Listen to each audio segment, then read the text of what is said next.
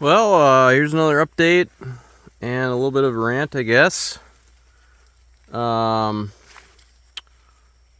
We got another tenth of an inch of rain, which puts our grand total up around 6 or maybe 7/10 in the last 6.5, 7 weeks. So we are really dry. We're in D2 drought. And yeah, I've been pretty impressed with how well the corn has hung on here. I mean, it's really avoided pineappling up. I mean, the edges do. Edge of the field where the tree roots come or there's grass growing. But you get out here and it's not too bad. There are some leaves that are got some sort of blight. Not sure what's going on there exactly, but is that northern leaf blight?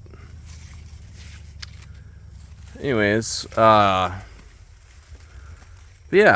and I had a ginormous cover crop of buckwheat growing amongst this up until the 3rd week of July, I think.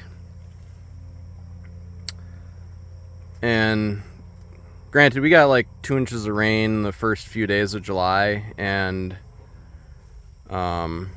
but we were getting a little bit dry by then. Anyways, then a couple weeks later, I crimped the buckwheat. So, yeah, obviously the corn roots are going down deep, and water is coming upward to support this stuff.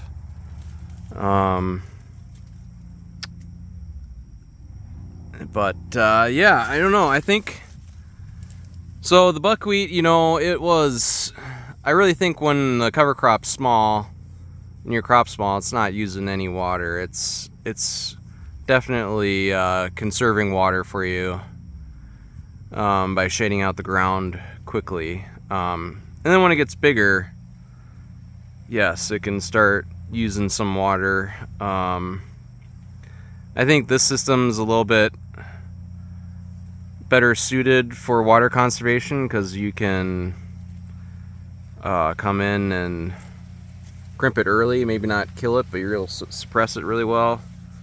And also you aren't planting your crop into a mature cover crop that's huge and just using tons of water. So but I think the real difference maker here is and I think pretty much everywhere, you hear guys talking about how their corn crops that they planted into cereal rye and then sprayed or whatever is the corn that's still surviving and not pineappling up and stuff. And I think the common denominator is just soil structure.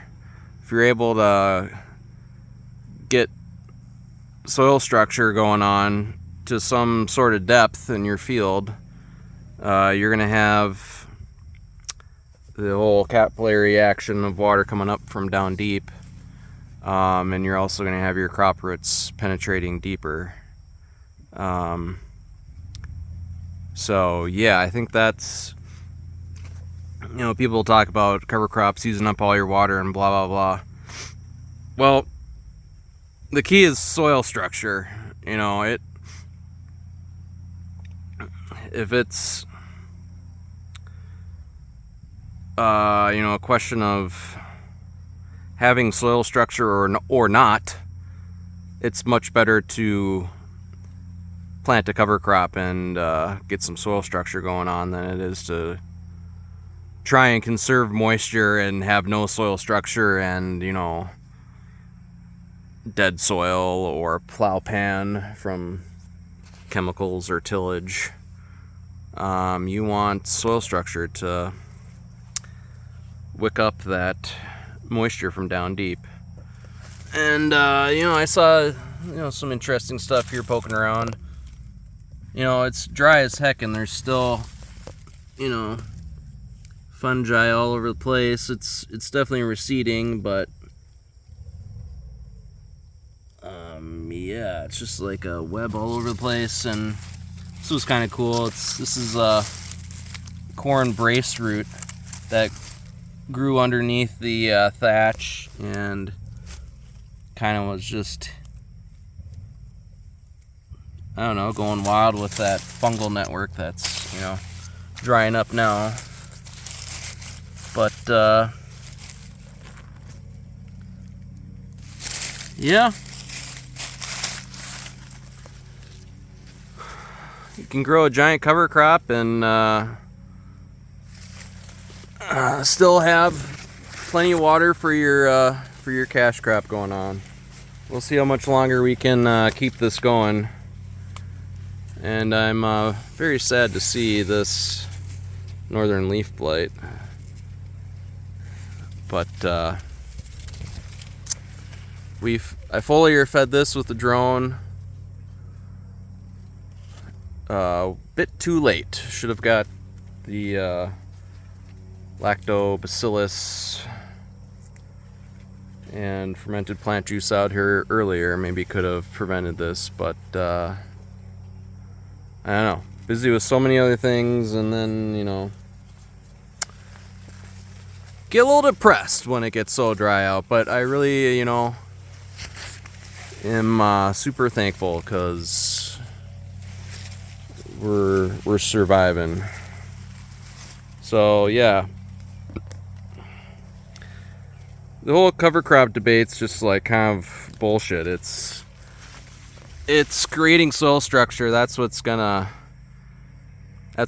get you access to moisture in a drought, is soil structure. And you can have soil structure with tillage. You can have no soil structure with no till. With chemical usage.